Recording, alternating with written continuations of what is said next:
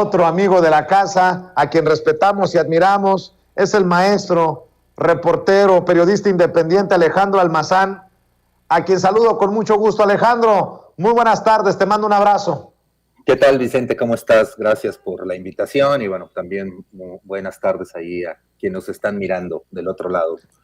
Oye, perdón que te tuviste que chutar mi sarcasmo, pero ya pongámonos serios para señalar este tema. Pues todo un personaje, Alito, ¿no? Yo creo que le saldrá muchísima basura seguramente de allá de Campeche, ¿no? Pues digo, esta propia elección que hubo, pues le metió ahí toda la carne al asador con su sobrino, con este Cristian Castro, pero pues también financió al de Movimiento Ciudadano, ¿no? Pero bueno, estaba leyendo que finalmente el tribunal pues aceptó el triunfo, ¿no? De Leida Sansores y bueno, pues ya se quedaron con la gubernatura, a ver si Leida saca los trapos sucios de Alito, ¿no? Sería bueno conocer todas las pillerías de esta gente, ¿no? Pues ya les pidió el presidente a todos los que van a entrar en funciones que no se hagan pendejos, que no vayan a solapar a nadie y que saquen todo lo que tengan que sacar. Así que hay que esperar al tiempo, querido Alejandro Almazán. Y hablando de el presidente Andrés Manuel López Obrador, ¿cómo ves la estrategia del presidente para conseguir la paz en medio de acusaciones de narcoelecciones, de narcoestado, el ejército encargado, ayudando en temas de seguridad, gobernadores acusados, alcaldes, policías, el poder judicial hasta la médula contaminado por la corrupción? ¿Cómo ves el México que ambiciona el presidente Andrés Manuel López Obrador, pero que todavía no tenemos? Es complicado, mira. Yo sí creo en la estrategia que está planteando López Obrador, que es la Pax Narca. Creo que eso se ha hablado desde hace muchísimos años, solo que nadie de una u otra manera lo había como asumido. Es decir, decían que combatían al narco, pero en realidad pues, lo estaban ayudando, eran sus amigos, toda esta maquinaria del narcotráfico. Entonces, eso complica, digamos, la paz que quiere pues, López Obrador. Pero lo que sí veo en López Obrador y que lo está haciendo en vivo y en directo, y bueno, pues toda la gente lo estamos viendo, es que ha estado yendo, por ejemplo, a una zona específica en Badiraguato, ha estado yendo no para lo que dice la oposición y la derecha, ¿no? De, ay, va casi a lamerle la entrepierna a los narcos. No. Yo creo que va porque López Obrador es el poder, él no tiene mensajeros, él es realmente el único poder, y creo que va a Badiraguato en una suerte de gesto en donde les está diciendo a los narcos, podemos coexistir como en los años 70, en los años 80, y aquí quiero sacar un poco a colación pues lo que ha estado ahí medio circulando, más en medios gringos que en mexicanos, que es esta entrevista, ¿no? A Félix Gallardo, ¿no? A Miguel Ángel Félix Gallardo, una entrevista de Telemundo, y que bueno, pues ha estado ahí circulando pues, prácticamente desde hace un par de días, ha estado ahí, ¿no? Y a mí fíjate que me sorprende ver pues a este llamado jefe de jefes, pues convertido sí en una suerte de ahí de zapato viejo y roto, ¿no? Pero me sorprende más que pues este todopoderoso, este jefe de jefes, pues niegue ser lo que las autoridades o periodistas y hasta series de Netflix nos han dicho que fue o que es Félix Gallardo. No sé, pensé que sería como un poco más digno Félix Gallardo a la hora de su desahucio, ¿no? Es decir, pensé que pues, nos contaría al menos pues, una historia de su relación con la narcopolítica, que fue prácticamente quien lo llevó a la cima, ¿no? Hay que recordar que Félix Gallardo era un policía judicial que le hacía de escolta del entonces gobernador Toledo Corro, Salvador Toledo Corro, no me acuerdo el nombre, perdón, pero que todavía anda por ahí vivito, ¿no? Tiene más de 100 años el viejo y sigue ahí. Pensé también que, bueno, que pues, de una u otra manera Félix Gallardo hablaría de cómo los narcos mexicanos ayudaron en esos años 70 y 80 a la CIA. Por ejemplo, llevaron armas a Nicaragua, ¿no? Llevaron armas a El Salvador para, pues prácticamente entregárselas a los contras, ¿no? Incluso pensé que, bueno, que Félix Gallardo le daría como un giro al caso Kiki Camarena, pero pues resulta que no. Resulta que Félix Gallardo, en sus propias palabras, pues es un agricultor y ganadero honesto, alejado de las armas y inocente de todo lo que se le acusa. Y a la única conclusión que llego, Vicente, es que creo que su silencio es lo que lo mantuvo vivo hasta ahora. Y creo que ese silencio, que va a permanecer, por supuesto, fue también lo que lo consagró en el mundo del narco. Mira, Juan Villoro dice que los narcos no tienen currículum, solo leyendas. Y sí, yo creo que el gobierno, los propios narcos y por supuesto los medios, fuimos creando una suerte de todopoderoso, ¿no? De narcos todos poderosos. Con esto quiero decir que, pues muchas historias que se cuentan de los narcos, la verdad es que tampoco nunca han sido confirmadas. Yo siempre digo que ojalá hubiera un 0800 narco, donde pudiéramos hablar los periodistas y decir, oye, fíjate que me cuentan que pues por aquí fulanito construyó una carretera, quiero ver si es verdad o no, ¿no? Pero bueno, como no hay eso, pues bueno, pues nos tenemos que conformar con las leyendas. Y por ejemplo, pues una leyenda dice que mucho antes de que Félix Gallardo fuera el rey, junto a Caro Quintero y a Don Neto, pues el ejército mexicano ya controlaba la siembra y el tráfico, ¿no? Y para quienes hablan hoy de narcoestado, escuchaba lo que te decía Jesús Lemus, ¿no? El colega Jesús Lemus, de lo que platicabas con él. Y pues sí, para los quienes hablan hoy del narcoestado, pues yo no sé en qué país han estado viviendo, ¿no? Porque pues México es un narcoestado desde los años 40, ¿no? Pero es hasta los años 70 cuando hay una participación más activa de los políticos. No en balde, tú recordarás que, bueno, pues existía la Dirección Federal de Seguridad, ¿no? Que eran una suerte de judiciales narcos, cuyos jefes pues, al final eran políticos, ¿no?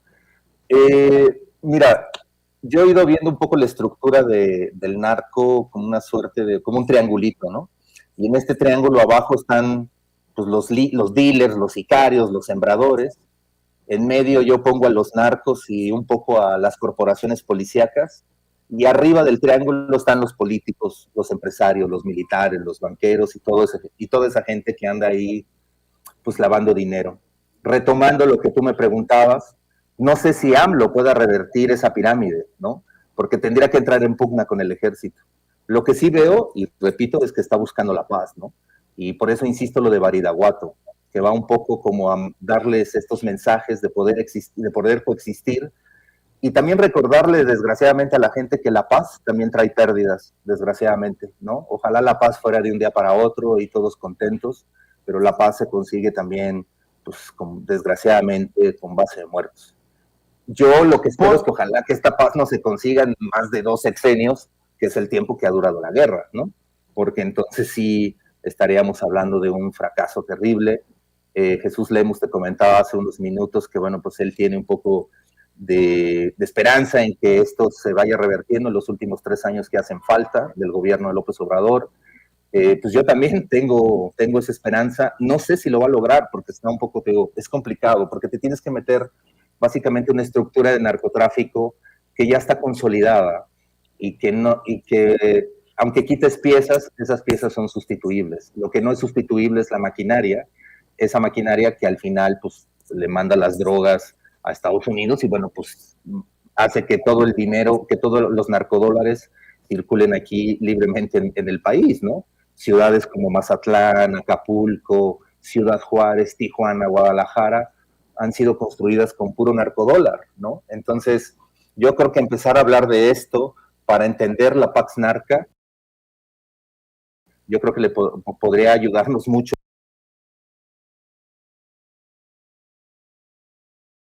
como sociedad para entender hacia dónde está yendo el gobierno, ¿no? ¿Cuál es en realidad la estrategia, ¿no? Porque, pues, obvio, la derecha ha estado creando toda una narrativa en donde, bueno, pues hay que agarrar las armas y hay que ir a matar a estos cabrones y colgarlos de los huevos, ¿no? Prácticamente eso es lo que está pidiendo la derecha o los opositores de AMLO. Y bueno, pues además de fachos, pues nos resultan machos, ¿no? Pero no, o sea, yo creo que la paz, pues bueno, desgraciadamente no es lo que quisiéramos, pero es lo único que tenemos, la Pax Narca. Ojalá que no tuviéramos a todos esos malandros en las calles, pero desgraciadamente es una maquinaria que no se va a quitar, que va a seguir ahí, que se mantiene, y que pues a lo único que aspiramos es de una u otra manera llegar a esa Pax Narca o a eso que cuando consistíamos en los años 70 u 80, ¿no? Cuando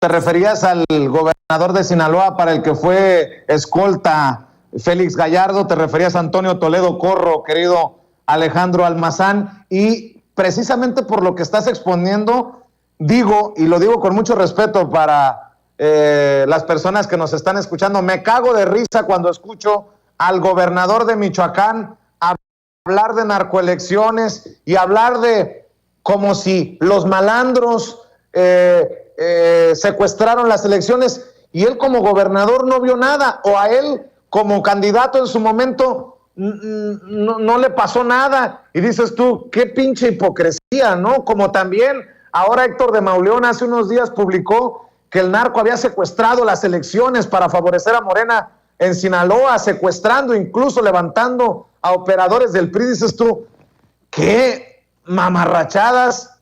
Digo, y no que niegue la posibilidad de que hayan ocurrido situaciones extrañas, pero ¿sí? ¿Con qué soltura publican y con qué soltura dicen cuando lo vienen documentando periodistas como ustedes desde hace mucho tiempo, pues? Sí, mira, o sea, sí, pues sorprende porque el propio Silvano, pues seguramente nos debería de contar cómo es que él llegó a la gubernatura, ¿no?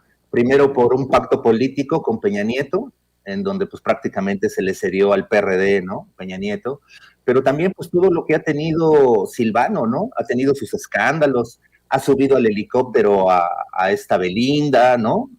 A su helicóptero, o sea, hablan muchísimas cosas de Silvano, y yo sí estoy seguro que cuando él fue candidato, es muy probable que el cártel Jalisco Nueva Generación, que en ese entonces pues tenía todo el power en el estado, seguramente le ayudó, ¿no? En Sinaloa, todas las elecciones, hasta donde yo tengo uso de razón, porque me ha tocado cubrir varias, en todas las elecciones secuestran a funcionarios de casilla, los narcos llevan a la gente a votar, y siempre votan pues por el partido que está en el gobierno, ¿no? Si está en el gobierno el PRI, votan por el PRI, si está en el gobierno el PAN, votan por el PAN, y si ahora está Morena, van a votar por Morena. Aquí lo que, digo, de hecho esta nota que yo leí de Héctor de Mauleón, yo la leí hace pues, prácticamente 2-3 días después de la elección, la sacó Río 12, que es un gran semanario en Sinaloa, es totalmente independiente, ahí trabajaba mi gran compa Javier Valdés, mi carnal, a quien asesinaron hace un par de años, bueno, en el 17, perdón, y bueno, Río 12 sí sacó en efecto esa historia de cómo el narco había votado a favor de Rocha, ¿no? Del candidato de Morena, pero en el 2000, ¿qué es? En el 2010, cuando fue la elección, no, 2012, cuando fue la elección con Maloba, el Mayo Zambada, el cártel de Sinaloa sacó a todo mundo para ir a votar a favor de Maloba, y cuando fue Padilla, el Mayo Zambada y el Chapo votaron, sacaron a su gente para votar por Padilla, cuando fue Millán, o cuando fue La Bastida, y así nos podemos ir para atrás, y los narcos han actuado. Aquí lo que me sorprende es que, bueno, la prensa hoy de pronto, esta prensa que parece que pues quién sabe en dónde vivía, pues hoy de pronto la prensa descubre estas cosas. O sea, sí existen, ahí están, y las hemos visto desde hace muchísimos años, o sea, yo empecé a cubrir el narco en los 90s, y bueno, pues yo he visto, la verdad, en todos estos 30 años he visto ese tipo de acciones de los narcos. Han sido denunciadas en 2-3 veces, en 2-3 ocasiones de las elecciones, y no pasa nada. Hoy es el gran escándalo, porque en efecto, pues hoy los narcos fueron a votar por Morena, y bueno, pues es el escándalo, pero pues cuando fueron a votar por el PRI, por el PAN, o por el PRD, o por otros partidos, por Movimiento Ciudadano, pues también en Jalisco ahí se mueven, ¿no? O sea, Movimiento Ciudadano tiene una alianza ahí terrible con narcos que también, ahí está, y sin embargo nadie habla de ello, ¿no? Entonces, más bien yo creo que aquí pues deberíamos de poner todos estos asuntos sobre la mesa para que pues el público, ¿no? Al final, quien va creando esta opinión pública, pues tenga elementos varios para decir, bueno, a ver, pues qué es, o sea, con esta información que me están dando, ¿qué decisiones puedo yo tomar incluso para mi vida, o hacia dónde, o tener un poco más de certeza hacia dónde va este gobierno, o de incertidumbres, ¿no? Pero yo creo que los periodistas en ese sentido hemos hecho mal. Mira, en 1999, José Alfredo Andrades Bojorges, un abogado de Amado Carrillo, publicó lo que a mí me parece que es el mejor libro que hay del narcotráfico, ¿no? En México, que se llama La historia secreta del narco, desde Nabolato Vengo, así se llama. Este abogado, Andrade Bojorges, presentó su libro, me acuerdo, en la Feria de Minería, lo presentó, salió de la Feria de Minería, lo levantaron y nunca más volvió a aparecer. Pero en ese libro, José Alfredo, pues cuenta prácticamente toda esta narcopolítica, ¿no? Que viene desde los años 20, 30, ¿no?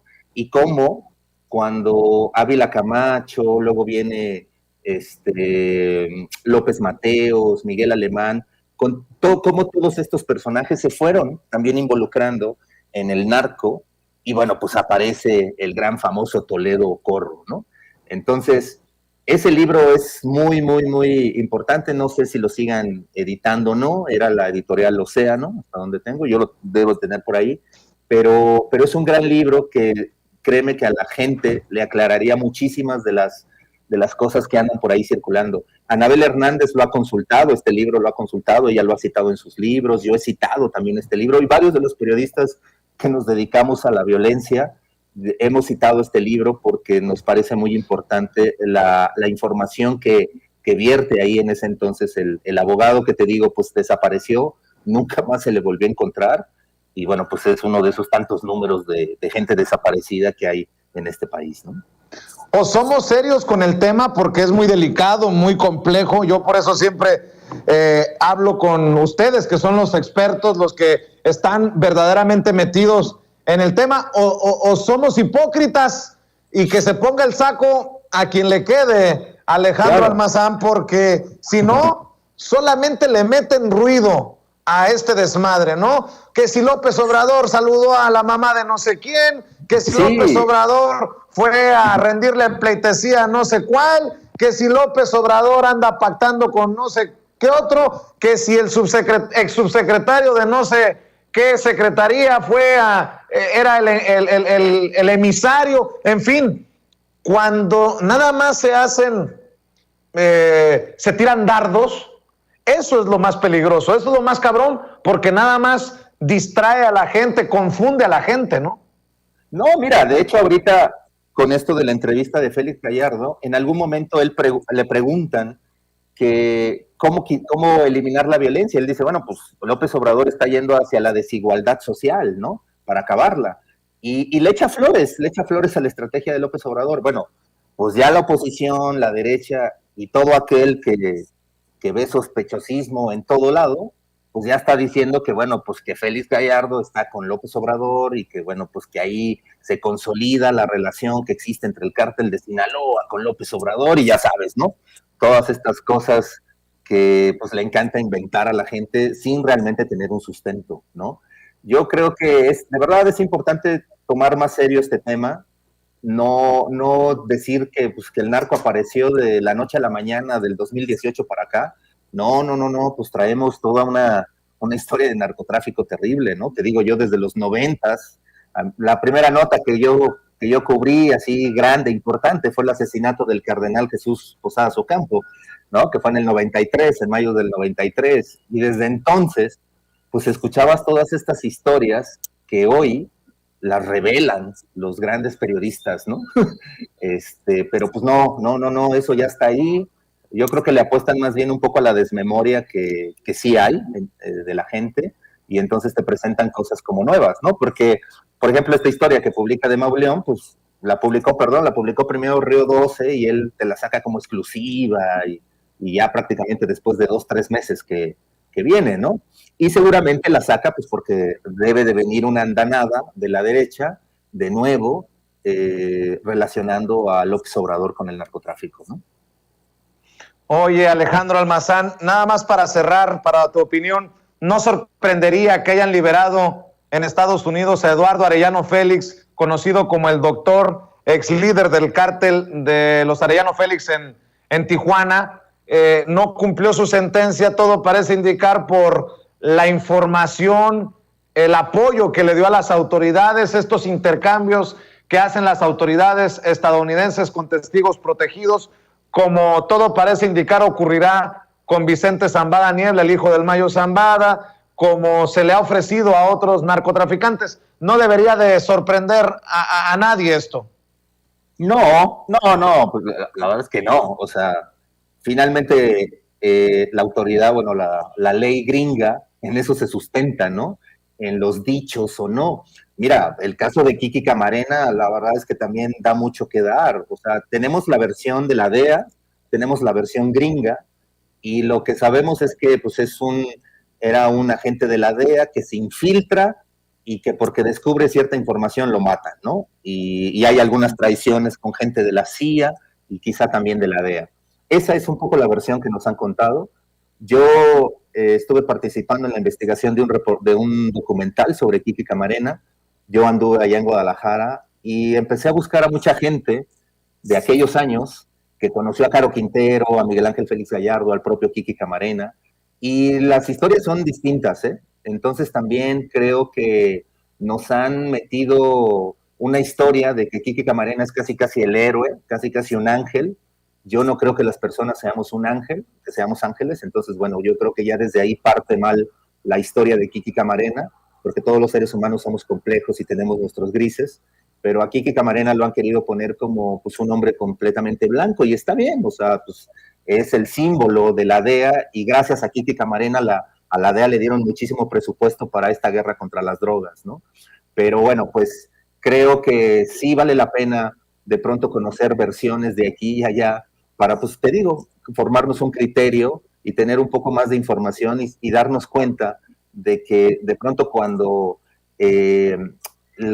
porque mira, los gobernadores en los estados, ellos todavía están en la lógica de la guerra, ellos están todavía en la lógica de son mis compas, de todavía pues muchísimas desaparecidas, muchísimo feminicidio. Los gobernadores siguen en esa dinámica, López Obrador no, pero pues nos lleva a que ahí, y que a lo mejor viene con tu pregunta inicial, en que también con eso se topa el presidente López Obrador para poder hacer una total pax narca, porque los gobernadores pues siguen en sus negocios, ¿no? Entonces, bueno, pues al final creo que sí es importante conocer ambos lados, te digo, de la información, para tener un criterio y decir, bueno, le creo o no a esta información. Eduardo Arellano, pues claro que fue importante en el clan de los Arellano, pero no tan importante como lo fue su hermano Benjamín o como lo fue Ramón, ¿no? Yo creo que Eduardo sí es un narco, pero no es de estos, para mí no es de los de grandes monta. A mí me parece más de gran monta su hermana, Enedina, que fue la que, pues dicen que se quedó con el control después de que Benjamín y Ramón cayeron, ¿no? Así es, pues Alejandro Almazán, como siempre, te agradezco que hables con nosotros sin censura. Cerremos invitando a la gente para que te lea, para que te siga, para que te busque en redes sociales también. Pues mira, yo casi las redes sociales no le entro, pero ahí las tengo, por supuesto. Pero bueno, ahorita ojalá para que que yo pueda seguir haciendo mi chamba, pues a lo mejor la gente, invitar un poco a la gente para que se meta. Hay una plataforma que se llama Podimo, es de podcast. Escribí un podcast sobre el policía que investigó el caso de la Mataviejitas. Ahí lo pueden encontrar y bueno, pues si quieren meterse a esa plataforma y escucharlo, pues bueno, genial, sería fantástico, ¿no? Nada más con eso. Muy bien, pues Alejandro Almazán, te espero muy pronto aquí en Sin Censura y gracias por compartir tus opiniones. Venga, Vicente, cuídate mucho y también un abrazo, y gracias al público un abrazo. Que nos escucha. Hasta luego. Alejandro Almazán hablando con nosotros sin censura. Y le agradezco también a la abogada Lourdes Monteagudo, experta en asuntos migratorios, y a Nayacín Vázquez, presidenta de Asociados de México, que sigan apoyando a la comunidad con información